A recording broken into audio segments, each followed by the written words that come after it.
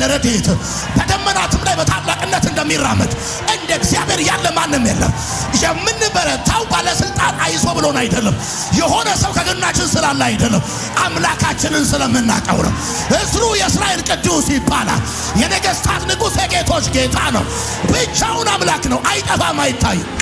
በዝማሬ ትበረታላችሁ፣ በጸሎት ትበረታላችሁ፣ በትንቢት ትበረታላችሁ፣ በትምህርት ትበረታላችሁ፣ በቢዝነስ ትበረታላችሁ፣ በጌታ በኢየሱስ ስም ትበረታላችሁ። ያ በደንብ ትበረታላችሁ። ምክንያቱም ይሄን ስታስብ አንድ ነገር ትዝ ይላል። ምን እሱም በሞት ላይ ስልጣን እንዳለ፣ በሰይጣን ላይ ስልጣን እንዳለ፣ በኃጢአት ላይ ስልጣን እንዳለ በአንደኛ ቆሮንቶስ መጽሐፍ ምዕራፍ 16 ቁጥር 13 ላይ ደግሞ የእግዚአብሔር ቃል ሲናገር እንደዚህ ይላል፣ ንቁ፣ በሃይማኖት ቁሙ፣ ጎልምሱ፣ ጠንክሩ ብሎ ይናገራል። መጽሐፍ በርቱ ይላል፣ መጽሐፍ ጠንክሩ ይላል፣ መጽሐፍ ጎልምሱ ይላል፣ መጽሐፍ ጽኑ ብሎ ይናገራል። ወዳጆቼ እንደዚሁም በኤፌሶን መጽሐፍ ምዕራፍ 6 ቁጥር 10 ላይ በተረፈውስ በጌታና በኃይሉ ችሎት የበረታችሁ ሁኑ ብሎ ይናገራል።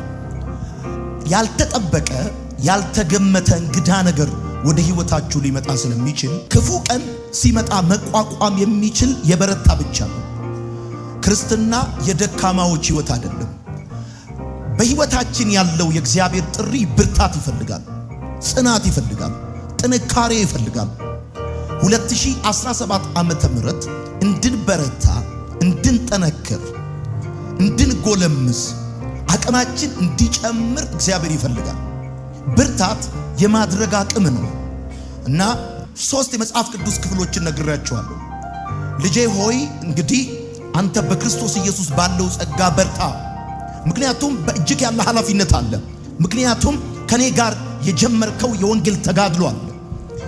ይህንን የጀመርከውን የወንጌል ተጋድሎ እግዚአብሔር እስካየው ልክ እስክታመጣው ጀምሮ ያቆም አይደለም የተሳካለት የጨረሰ ስለሆነ፣ ክብር ያለው ደግሞ በጅማሬ ውስጥ ሳይሆን በፍጻሜ ውስጥ ስለሆነ በጣም ብዙ እልህን የሚፈታተን የጀመርከውን ሩጫ እንድታቆም ሊያደርግ የሚፈልግ በጣም ብዙ አስጨራሽ ነገር ሊገጥምህ ይችላል እና በክርስቶስ ኢየሱስ ባለው ጸጋ በርታ። ለቆሮንቶስ ሰዎችም ንቁ ብሎ ይነግራቸዋል። ጠንክሩ፣ በርቱ ብሎ ይጽፍላቸዋል።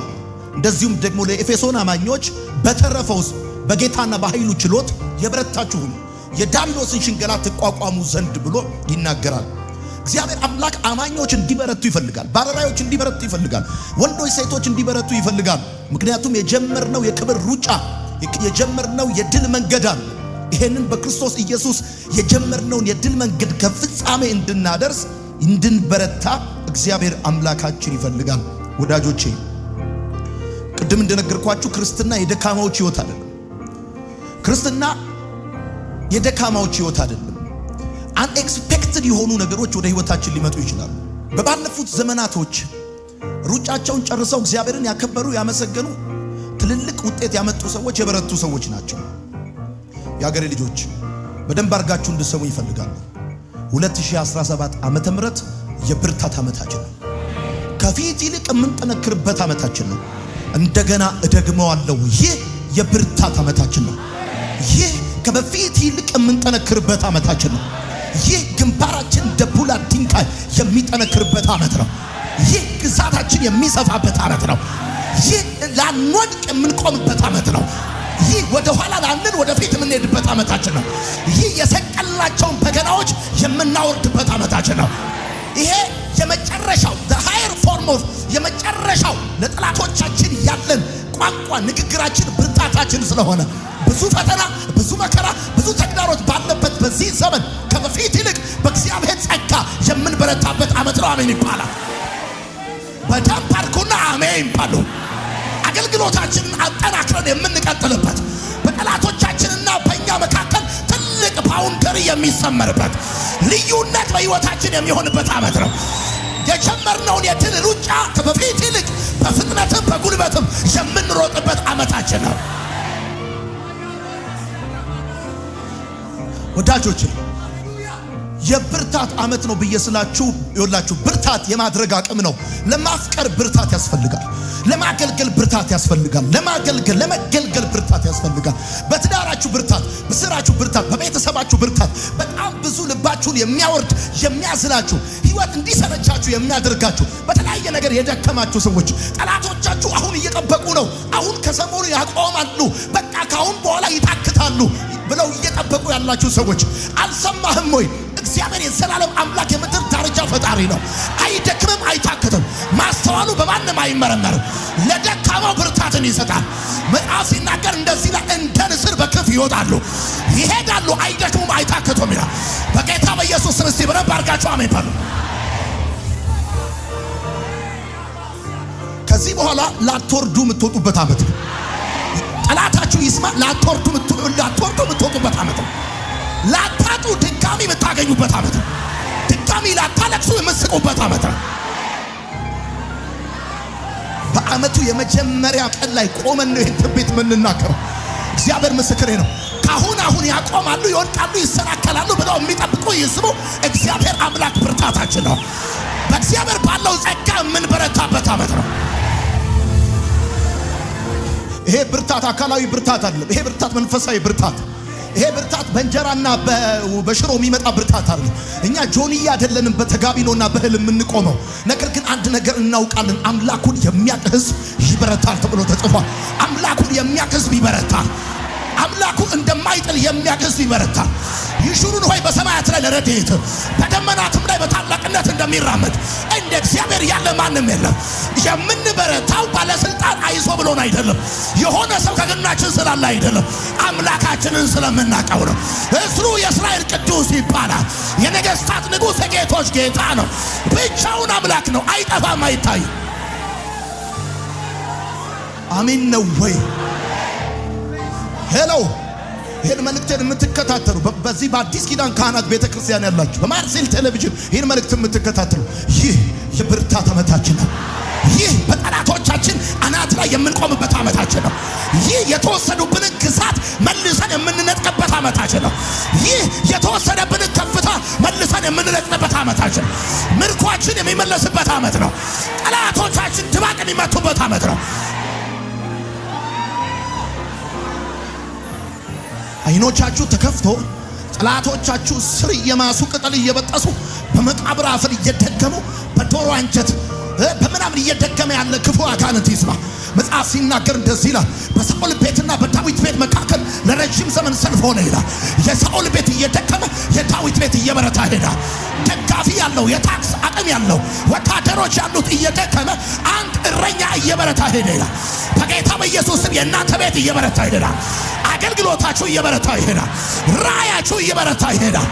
ሩጫችሁ እየበረታ ይሄዳል። ሃሌሉያ አሜን። እሺ በደንብ አድርጉና አሜን በሉ። መጽሐፍ ሲናገር እንደዚህ ይላል ወዳጆቼ፣ የኤማውስ መንገደኞች እየሄዱ ሳለ ጌታ ኢየሱስ ክርስቶስ ተገልጦላቸው እንደነበረ እነሱ አላወቁም፣ እናንተ ግን ታውቃላችሁ። እና አንድ ነገር አሉ። ምንድነው የምታወሩት ነገር አላቸው። አንተ አልሰማህም ወይ? አዲስ ሰው ነው ወይ? አዲስ ነው አልሰማህም ወይ? በኢየሩሳሌም የሆነውን ነገር አታውቅም ወይ? የተከሰተውን ነገር አታውቅም? ምንድነው የሆነው? እና ተናገሩ እንደዚህ። በቃልም በስራም ብርቱ ነብይ ነበር። ብርታት የኢየሱስ ካራክተር። በቃልም በስራም ብርቱ ነበር። በዚህ ዓመት እንደዚህ ይሆናል። በቃልም በስራም ብርቱ ትሆናላችሁ። ታቻቻቻ በቃልም በስራም ብርቱ ትሆናላችሁ። ይሄ ዓመት በቃልም በስራም የምበረታበት ዓመት ነው የሚል ሰው አሜን ይባል። በቃልም በስራም የምትበረቱበት ዓመት ነው። አሜን። አልሰማህም ወይ? ኢየሱስ በቃልም በስራም ብርቱ ነብይ ነበር። ብርቱ ነብይ መጽሐፍ እንድትጠነክሩ መጽሐፍ እንድትበረቱ ይፈልጋል። በቃልም በስራም ብርቱ ነብይ ነበር። ሄሎ የተገደለው ደካማ እንዳይመስል፣ የተገደለው ሰነፍ እንዳይመስል፣ የተገደለው ዝም ብሎ አቅመ ቢስ እንዳይመስል። ብርቱ ነው። በቃል ብርቱ ነው። በስራ ብርቱ ነው። በስራ አድርጎ አሳይቷል። በቃሉ እንደ ባለስልጣን መጽሐፉን ይተረትረው ነበር። ደግሞ ለብዙ ሰዎች ብርሃን ነበር። እኔ ዛሬ ማታ ይሄን መንፈስ ተካፍላችሁ እንደምትሄዱ እርግጠኛ። በቃልም በስራም ብርቱ የሚያደርግ መንፈስ በእናንተ ላይ ይሆናል። እግዚአብሔር ምስክሬ ነው። ከዚህ ቀን ጀምሮ ቃላችሁ እንደ ባለስልጣን ይሆናል። ቃላችሁ እንደ ባለስልጣን ይሆናል። የተራ ሰው ቃል አይሆንም በኢየሱስ ስም። የተራ ሰው ቃል አይሆንም በኢየሱስ ስም። በቃልም በስራም ብርቱ ነኝ። ለመበርታት 3 መሰረታዊ ነገሮች ብቻ ያስፈልጋቸዋል። ለመበርታት 3 መሰረታዊ ነገር ብቻ ያስፈልጋቸዋል። ብርታት ማለት ችግሩ አንተን ካደረገህ ነገር በላይ አንተ ችግሩን የምታደርገው ነገር ማለት ነው ብዬ አስተምራለሁ። ችግሩ አንተን ከሚያደርግህ ነገር በላይ አንተ ችግሩን የምታደርገው ነገር ማለት ነው ብርታት ማለት። ብርታት ያለ ደጋፊ ያለ ቲፎዞ የሚኖር ህይወት ማለት ነው። ብርታት ከጊዜ ውጭ ማለት ነው። ብርታት ከቦታ ውጭ ማለት ነው። ብርታት ወደፊት ተመልካች ነው። ወደ ኋላ የሚባል ብርታት የለም። አሁን ዋናው ጉዳይ በዚህ ቀን የምንካፈለው የሚቀጥለው ዓመታችን የብርታት ዓመት ነው። በቃልም በስራ የምንበረታበት ዓመታችን ነው። እስቲ አሜን በሉ። እስቲ በደንብ አድርጋችሁ አሜን በሉ። ይህን መንፈስ በጌታ በኢየሱስ ዛሬ ማታ ትካፈላላችሁ። በዝማሬ ትበረታላችሁ፣ በጸሎት ትበረታላችሁ፣ በትንቢት ትበረታላችሁ፣ በትምህርት ትበረታላችሁ፣ በቢዝነስ ትበረታላችሁ፣ በጌታ በኢየሱስም ትበረታላችሁ። ያ በደንብ ትበረታላችሁ። በቃልም በስራም የምንበረታበት ዓመታችን በሁለቱም ብርቱ ነበረ። ጌታችን በቃልም በስራም ብርቱ ነው። ብርቱ ነው፣ ብርቱ ነው፣ ብርቱ ነው፣ ብርቱ ነው፣ ብርቱ ነው፣ ብርቱ ነው፣ ብርቱ ነው፣ ብርቱ ነው። እንደዚህ ይሆናል። ሃሌሉያ አሜን ነው። ለምትል እንድንበረታ 3 ነገር ያስፈልጋል። ሁለተኛ ጢሞቴዎስ ላይ ሂዱ። እንድንበረታ 3 ነገር ያስፈልጋል። አንደኛው አሁን ሐዋርያ ጳውሎስ ለጢሞቴዎስ ምንድነው ያለው? እንግዲህ ያሳለው ልጄ ሆይ አይደል በጌታ ባለው ጸጋ ምን በል ምን በል። ይሄ መንፈስ ይጋባባቸዋል። ምን በል። ብዙ ሰዎች በብርታት ጀምረው በድካም ጨርሰዋል። እኔና እናንተ ግን በብርታት ጀምረን በድካም አንጨርስ። በርታ አለውና እንዲህ በረታ አንድ መሰረታዊ ቁልፍ ነገር ይሰጠዋል ለጢሞቴዎስ። የሚሰጠው ምንድነው? በሁለተኛ ጢሞቴዎስ መጽሐፍ ምዕራፍ 2 ቁጥር 8 ላይ ያለውን ሐሳብ ነው። ምዕራፍ 2 ቁጥር 8 እንደዚህ ይላል፣ በወንጌል እንደምሰብከው ከሙታን የተነሳው ከዳዊት ዘርም የሆነውን ኢየሱስ ክርስቶስን አስብ። አሁን ብርታት ምርጫ፣ በመሰረቱ ብርታት ምርጫ። ብርታትን ከመረጥክ ትበረታለህ፣ መድከምን ከመረጥክ ትደክማለህ። አሁን ለጢሞቴዎስ የሚለው እንደዚህ ነው፣ እንግዲህ ልጄ ሆይ በክርስቶስ ኢየሱስ ባለው ጸጋ በርታ ይለውና እንዴት መበርታት እንዳለበት ሲነግረው እንደዚህ ይለዋል፣ ከሙታን የተነሳው የዳዊት ዘር የሆነውን ኢየሱስ ክርስቶስን አስበው። በፈተና ውስጥ ስታልፍ አሁን ይሄን ወንጌል እየሰበኩልህ ነው። በዚህ ወንጌል ምክንያት የደረሰብኝ እስራት አለ፣ እሱን ነግርሃለሁ። ይሄ ወንጌል የሚያመጣው ጭብጨባ ብቻ ሳይሆን ተቃውሞ ነው። ይሄ ወንጌል ስደት፣ ይሄ ወንጌል ብዙ ተግዳሮት ያመጣል። እና አሁን በዚህ መከራና በዚህ በምታልፍበት አፔንታው በማዕበል ውስጥ በወጀቡ ስታልፍ ያልጠበቃቸው ነገሮች ወደ አንተ ሲመጡ ልብህ እንዳይወርድ፣ የጀመርከው ሩጫ እንዳታቆም አንድ ነገር አስብ። አንድ ነገር፣ እሱንም ከሙታን የተነሳው የዳዊት ዘር የሆነው አስብ። ምክንያቱም ይሄን ስታስብ አንድ ነገር ትዝ ይላል። ምን? እሱም በሞት ላይ ስልጣን እንዳለ፣ በሰይጣን ላይ ስልጣን እንዳለ፣ በኃጢአት ላይ ስልጣን እንዳለ። እስቲ አሜን በሉ። አስብ። ይሄን የምትበረታው ጌታን ስታስብ፣ ሁኔታን ስታስብ፣ ሰዎችን ስታስብ፣ ፊታቸውን እንደቀየሩብህ ነገሮች እንደጠበቃቸው ሳይሆን እንዳልጠበቃቸው እንደሆኑ ስታስብ ትደክማል። አንድ ነገር ግን እንድታስብ ፈልጋል። እሱም ከሙታን የተነሳው የዳዊት ዘር የሆነው ሂስ ኪንግ ማለት እሱ ንጉስ። እስቲ አሜን በሉ።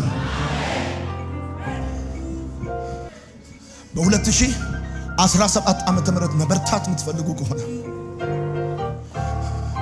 በጣም ብዙ ባድ ኒውሶች በዚህ ምድር ላይ ስላሉ ልባችሁን የሚያወርዱ የሚያዝኑ የጀመራችሁትን ሩጫ እንዳትጨርሱ የሚያደናቅፏችሁ ወደ ኋላ የሚጎትቷችሁ ብዙ ስለሆኑ ሊመጣባችሁ ያለ ተግዳሮት ሊኖር ስለሚችል እሱ ተግዳሮት ደግሞ ያልጠበቃችሁት ሊሆን ስለሚችል እንደዚህ ይለዋል ጳውሎስ፣ በወንጌል እንደምሰብከው ከሙታን የተነሳው ከዳዊትም ዘር የሆነውን ኢየሱስ ክርስቶስን አስብ።